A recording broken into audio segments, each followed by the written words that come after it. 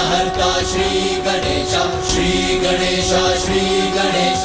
देवी लक्ष्मी, आप चिंता त्याग दीजिए, क्योंकि इस संसार की समस्त घटनाएं मेरी इच्छा के अनुसार ही होती हैं। आज आपने जो भी कहा वो भी मेरी इच्छा के अनुसार ही हुआ, और आज की ये घटना इसीलिए अनिवार्य थी क्योंकि इस घटना के ही आधार पर संसार का भविष्य निर्धारित होगा।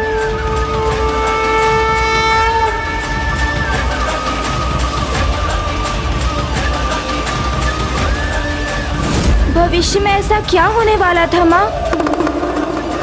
हैग्रीव नामक दैत्य का जन्म।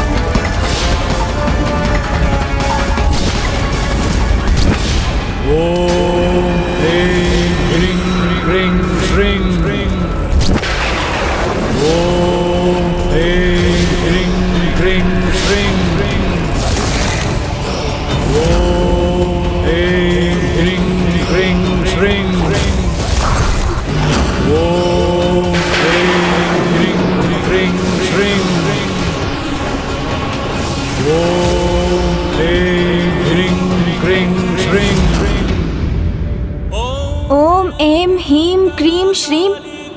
इस मंत्र के उच्चारण के साथ किसकी तपस्या कर रहा था वो दैत्य हैग्रीव? पुत्र, ये तो स्वयं माता पराशक्ति का ही बीज मंत्र है। माता पराशक्ति?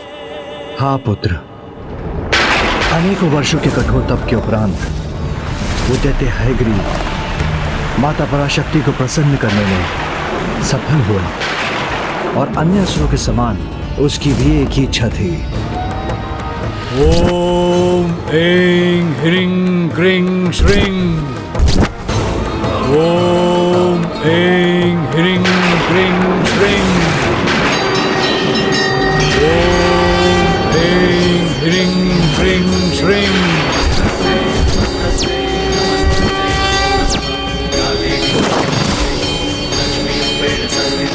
वत्स हैग्रीव, तुम्हारी तपस्या पूर्ण हो।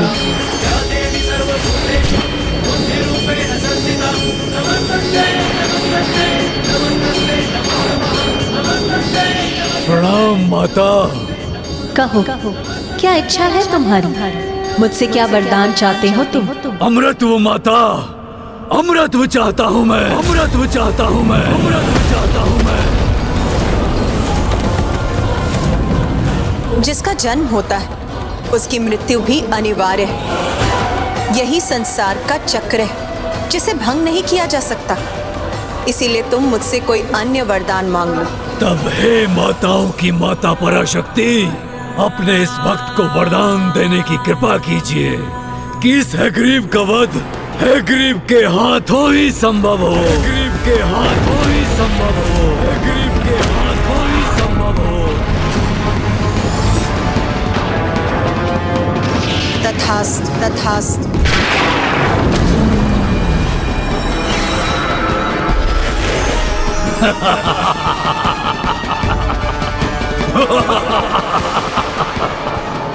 जो चाहा वो पाया मैंने। अनूठा हूँ मैं जगत में, एकमात्र मैं ही हूँ जिसका शीश अश्व का है और तन मनुष्य का। अर्थात कोई नहीं है मेरे जैसा, कोई अन्य हैग्रीव नहीं है समस्त संसार में। तो मेरा वध असंभव है। अमर हो गया मैं, अब मैं अजय हूँ। समस्त संसार पर राज करूंगा मैं और मुझे कोई क्षति नहीं पहुंचा सकता, कोई नहीं। किंतु प्रभु हैग्रीव के पूर्व दैत्य हैग्रीव उत्पन्न हुआ था, जो माता पराशक्ति का वरदान पाकर तीनों लोकों पर अपना आधिपत्य स्थापित कर चुका था। किंतु उसे तो अभी भी संतोष नहीं था। उसे और शक्ति प्राप्त करने की इच्छा थी, तो फिर संसार से उसने उन्हें छीन लिया जिनके लुप्त होने का अर्थ है अज्ञानता के अंधकार का विस्तार।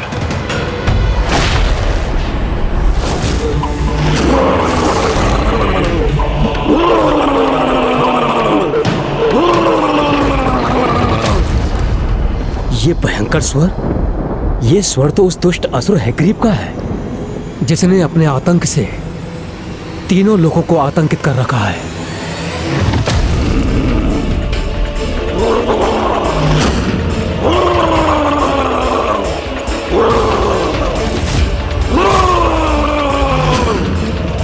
अवश्य ये किसी बुरे आशय से यहां आ रहा है।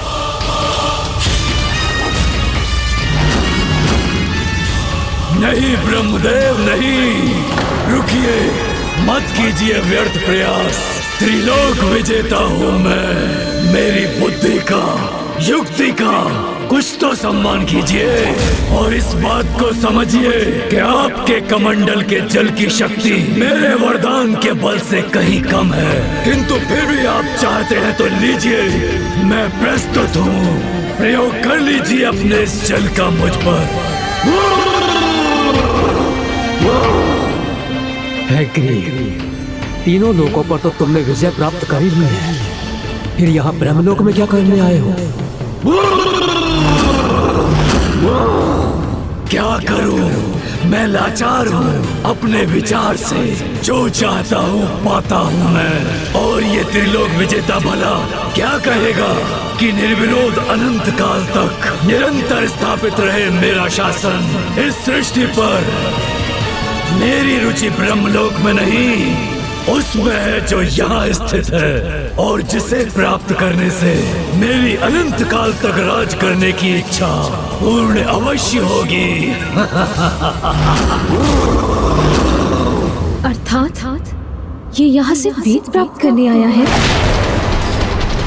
उचित समझा आपने देवी सरस्वती, सर्वथा उचित समझा। यहाँ से वेद ही चाहिए मुझे।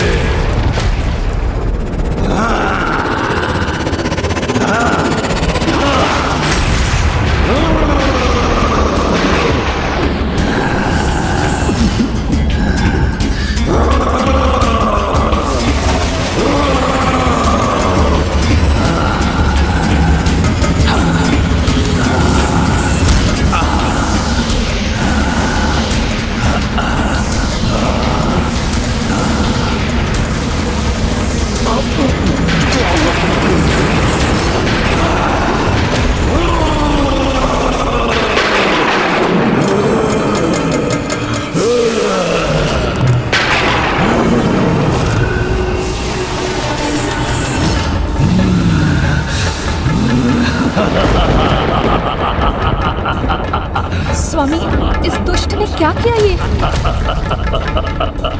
अनर्थ, घोर अनर्थ कर दिया तुमने।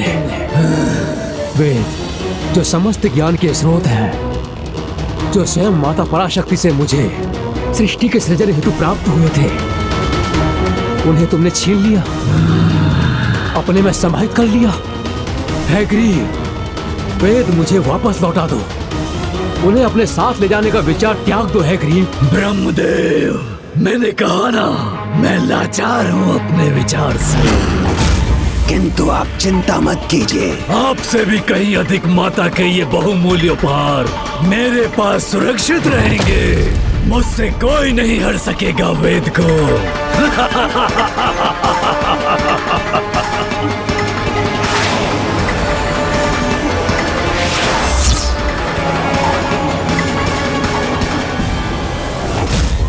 दैत्य हैग्रीव ने वेदों को ही अपना बंधक बना लिया। तब तो संसार ज्ञान रहित हो गया होगा, यज्ञ आदि थम गए होंगे। ऋषि मुनि जो ज्ञान सरिता में डूबे रहने के अभ्यस्त होते हैं, वो अज्ञानता के अंधकार से घिर गए होंगे। हाँ पुत्र, यही तो आशय था दैत्य हैग्रीव का। एक प्रकार से वेद पर अधिकार कर उसने अज्ञानता और अधर्म का ऐसा विस्तार सुनिश्चित किया कि सृष्टि उसके प्रभाव से मुक्त ही न हो सके। और तब ब्रह्मदेव और देवताओं के पास एक ही विकल्प था, सृष्टि के पालनकर्ता श्री हरि नारायण। उचित, तो मैं स्वयं जाऊंगा, उस दुष्ट हैग्रीव से वेदों को मुक्त करवा कर लाऊंगा।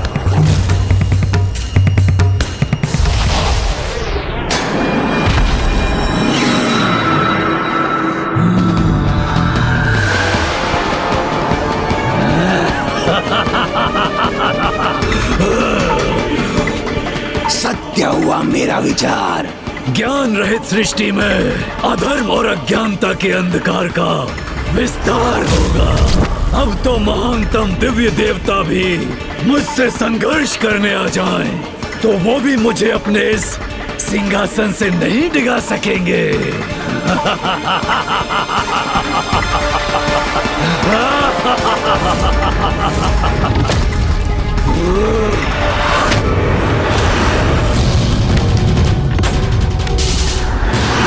किसी भावी अनुचित घटना का आभास क्यों हो रहा है मुझे?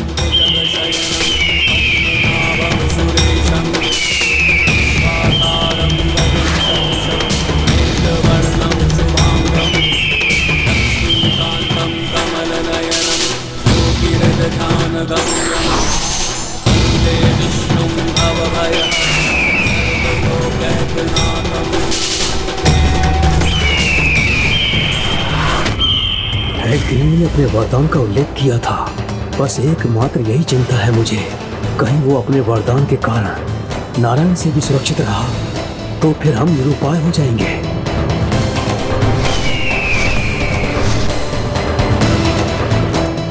मैं आपको श्राप देती हूँ कि आपका शीश जो मेरी ओर देखने के लिए मुड़ न सका, वो शीश अपने तन से विलग हो जाए। आज आपने जो भी कहा वो भी मेरी इच्छा के अनुसार ही हुआ। किसी बड़े अनिष्ट की आहट सुनी हो मैंने, ऐसा क्यों लग रहा है मुझे? ऐसा क्या छिपा है भविष्य के गर्भ में?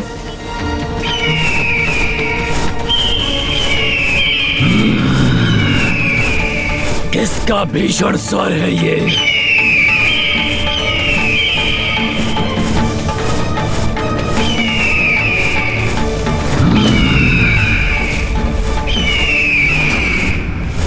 ओहो, नारायण तो ये आ रहे हैं।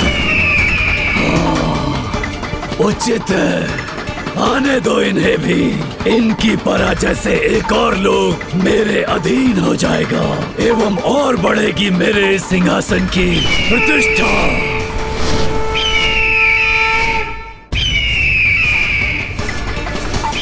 नारायण, ब्रह्मदेव एवं अन्य देवतागण कुछ नहीं कर सके तो उन्होंने आपको यहाँ भेज दिया, किंतु कदाचित आपको ज्ञात नहीं, समस्त ब्रह्मांड में ऐसा कोई नहीं जो मेरा वध कर सके।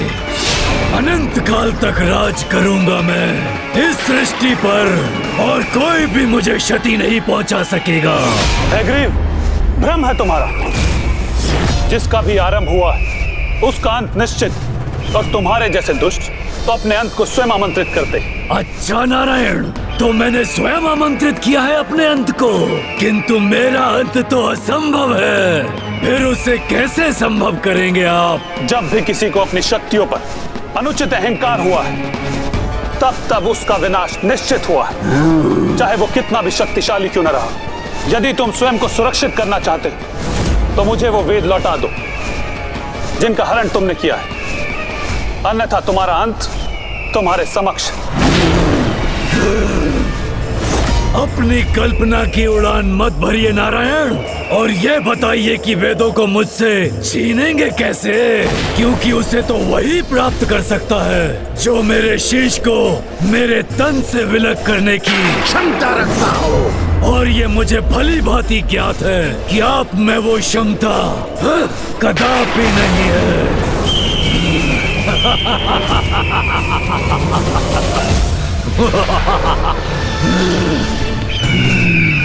जब दो बड़े बात कर रहे हो तो उसमें सेवक का हस्तक्षेप कदापि उचित नहीं है।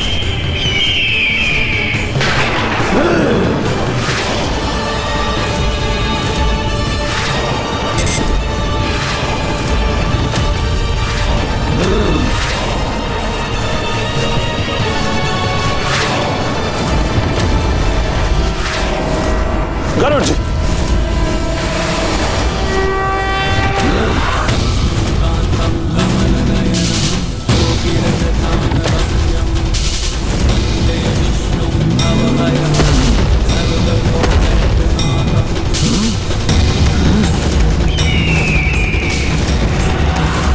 मेरे एक अस्त्र को नष्ट किया तो क्या किया नारायण?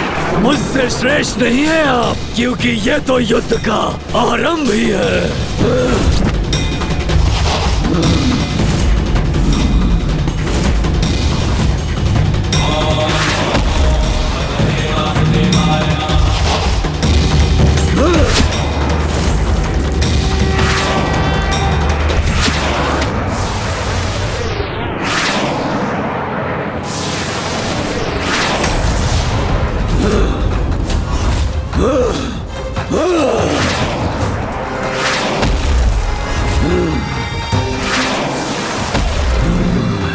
उचित है नारायण, यदि आप युद्ध ही चाहते हैं तो युद्ध ही होगा हमारे मध्य।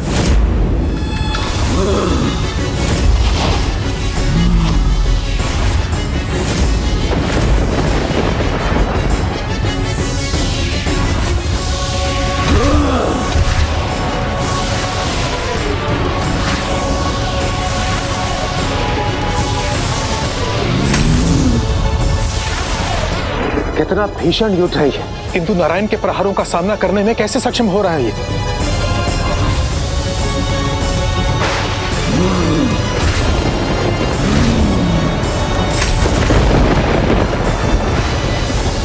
कब अंत होगा इस दुष्ट हैग्रीव के साथ इस भयंकर युद्ध का?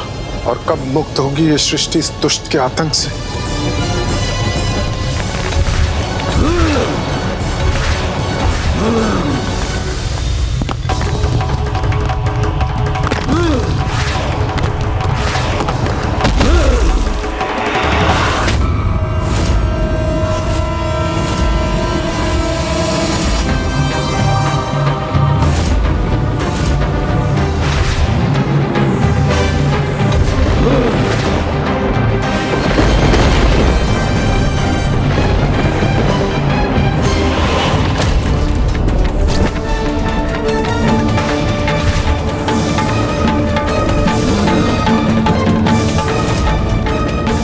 कितने वर्ष बीत गए इस युद्ध को, किंतु ये दुष्ट हैग्रीव अभी भी नारायण के समक्ष टिका हुआ है। अथक प्रयासरत रहा मैं इस दुष्ट के वध के लिए, किंतु ये तो अब भी स्थित है। कोई लाभ नहीं रहा इस युद्ध का, और अब तो मैं भी अत्यधिक क्लांत हो चुका हूँ।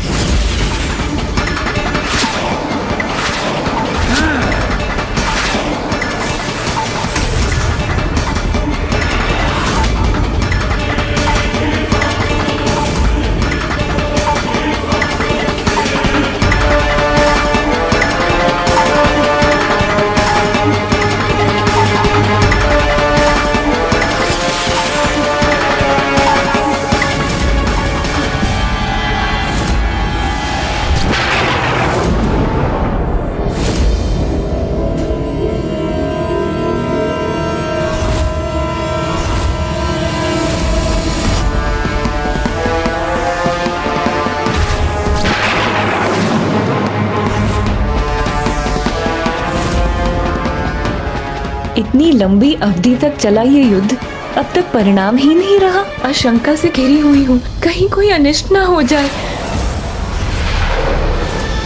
मैं आपको श्राप देती हूँ कि आपका शीश तन से विलग हो जाए। स्वामी को अपने श्राप से श्रापित किया था मैंने, कहीं ये वही क्षण तो नहीं? नहीं, ऐसा अनर्थ नहीं हो सकता।